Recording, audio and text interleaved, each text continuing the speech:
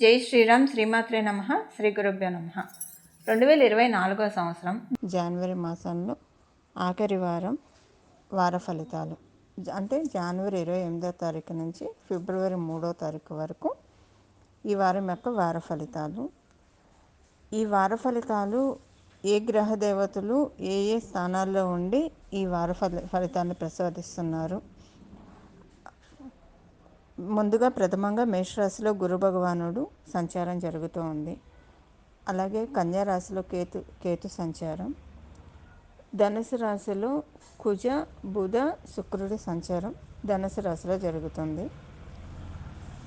ధనుసు రాశిలో ఉన్న బుధుడు 2వ తారీఖు నుంచి ధనుసు రాశిని వదిలి మకర రాశిలోకి వెళ్తూ ఉన్నారు.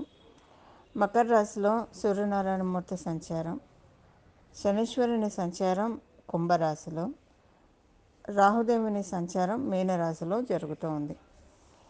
ఈ గోచార గ్రహస్థితుల రీత్యా ఈ వారం వార ఫలితాలు ద్వాదశ రాశుల వాళ్ళకి అలాగే ద్వాదశ లగ్నాల్లో పుట్టిన వాళ్ళకి ఎలా ఉంటాయన్నది మనం పరిశీలిద్దాం.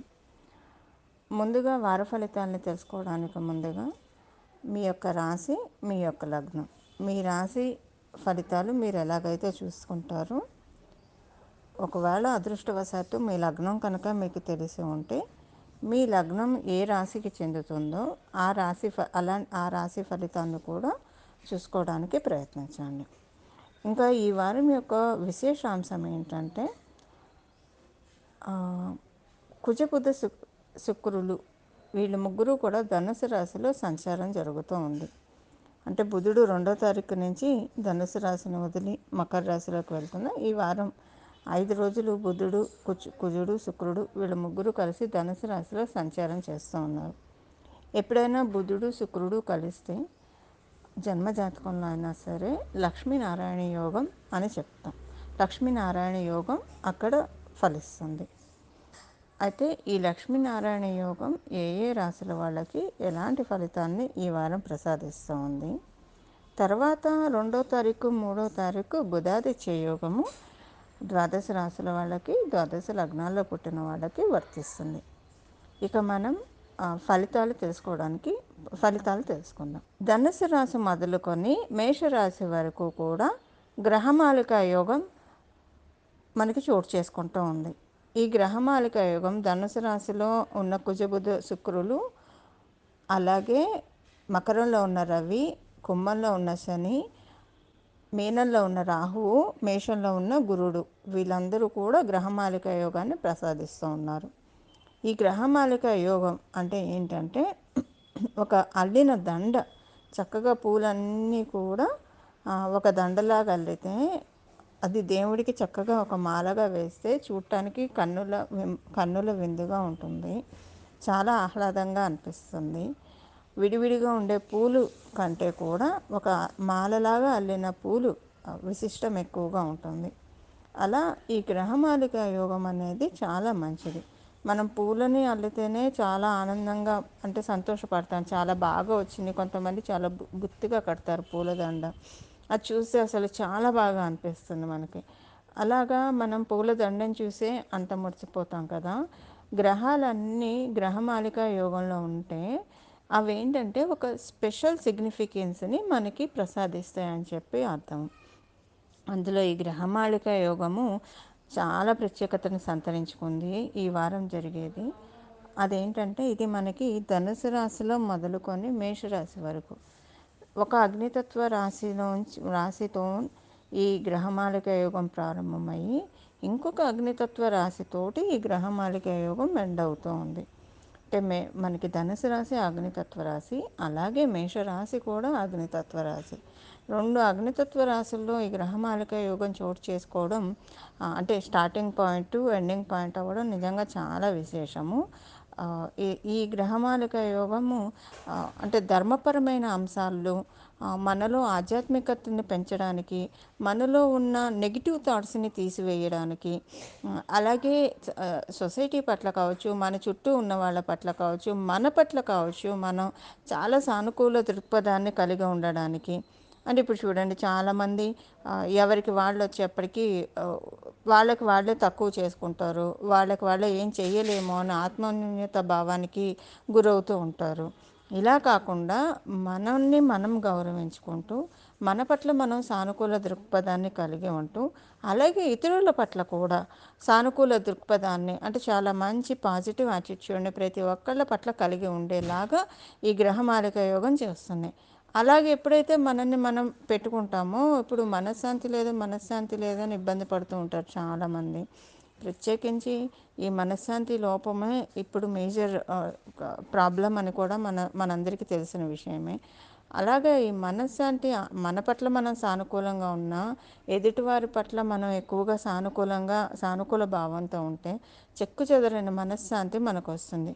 ఎప్పుడైతే మనం అలా ఉంటామో మనలో ఉన్న దైవిక శక్తిని మనం పెంచుకున్నట్లు అనమాట. అంటే మనలో సురశక్తులు ఉంటాయి, అసుర శక్తులు ఉంటాయి. దైవిక శక్తులు ఎప్పుడు మనలో పెంపొందుతాయి అంటే ఇలా మనం సానుకూల దృక్పథాన్ని అలవర్చుకుంటే ప్రతి ఒక్క సిచ్యువేషన్ పట్ల సానుకూల దృక్పథాన్ని ఎప్పుడైతే అలవర్చుకుంటామో అప్పుడు మనలో ఉన్న దైవిక శక్తి, దైవ బలం పెరుగుతుంది. దైవ బలం ఎప్పుడైతే పెరుగుతుందో ప్రతి పనిని కూడా చాలా ఎఫిషియన్సీ తోటి చాలా ముందుకు లాట్ ఆఫ్ కరేజ్ తోటి ముందుకు తీసుకెళ్ళే ఇది ఉంటుంది. మానసికంగా డిప్రెషన్లో ఉంటే ఏ పని చేయలేక స్తబ్దుగా ఉంటాం. పని చేస్తున్నా సరే యాంత్రికంగానే చేస్తాం, కానీ మ్యాక్సిమం మన అంటే ఆలోచన అనేది దాని చుట్టూనే తిరుగుతుంది. సో కాన్సన్ట్రేటెడ్గా చేయలేం. కాన్సన్ట్రేటెడ్గా చేయకపోవడం వల్ల ఆ పని సరిగ్గా జరగకపోవడం ఇలా రకరకాలుగా ఉంటాయి. ఇప్పుడు దీన్ని మనం ఎలాబరేట్ చేసుకుంటే చాలా ఉంటాయి. చెప్పొచ్చే విషయం ఏంటంటే గ్రహమాలిక యోగం ఉండడం వల్ల అందరికీ కూడా ఒక పాజిటివ్ యాటిట్యూడ్ ఏర్పడటానికి చాలా చక్కటి అవకాశము మనకి ఈ గ్రహమాలిక యోగం నిస్సందేహంగా ప్రసాదిస్తూ ఉంది. వృషభ రాశిలో పుట్టిన వాళ్ళకి మీకు అష్టమ స్థానం నుంచి వ్యయ స్థానంలో ఈ గ్రహమాలిక యోగం చోటు చేసుకుంటూ ఉంది. అలాగే అష్టమ స్థానంలో లక్ష్మీనారాయణ యోగము, ఈ వారం చివరిలో మీకు నవమ స్థానంలో బుధాదిత్య యోగం. ఈ యోగాలు మీకు ఎలా వర్తిస్తాయి అంటే రాత్రి పడుకునేప్పుడు చక్కగా, అంటే మీరు చాలా డీప్ థింకింగ్ చేస్తారు ప్రతిరోజు రాత్రి పడుకునేప్పుడు. ఆ డీప్ థింకింగ్ ఏంటంటే ఇప్పుడు మీ ఫ్యూచర్ గురించి ఇది మీకు ఒక రెమెడీగా కూడా మీరు తీసుకోవచ్చు. మీ ఫ్యూచర్ గురించి చక్కటి ప్లానింగ్ వేసుకోవడానికి రాత్రిళ్ళు పడుకునేప్పుడు మీకు చాలా బాగా, అంటే ఆ టైంలో మీ బ్రెయిన్ చాలా పాజిటివ్గా ఉంటుంది, చాలా ఏకాగ్రతతో ఉంటారు. అంటే ఏం చేస్తే మీ ఫ్యూచర్కి గ్రోత్ ఉంటుంది, ఏం చేస్తే మీకున్న సమస్యల నుంచి మీరు బయటపడవచ్చు, ఏం చేస్తే మీ సమస్యల నుంచి మీరు అధిగమిస్తారు, ఇలాంటివన్నీ మీకు నేచర్ మీకు అందిస్తూ ఉంటుంది. ఎస్పెషల్లీ నైట్ టైం పడుకునేప్పుడు. సో నైట్ టైం మటుకు పొరపాటున కూడా మిమ్మల్ని మీరు నిందించుకోవడం కానివ్వండి, లేదా నెగిటివ్ థాట్స్ తెచ్చుకోవడం కానివ్వండి, ఇలాంటివి చెయ్యకండి. యాక్చువల్గా ఇది గత కొంతకాలంగా ఉంది, ఇది మటుకు అస్సలు చేయకండి. ఇప్పుడు డెఫినెట్గా మీరు పడుకునేప్పుడు తదాస్తు దేవతలు మీ చుట్టూ తిరుగుతూ ఉన్నారు అన్న విషయాన్ని మర్చిపోకండి.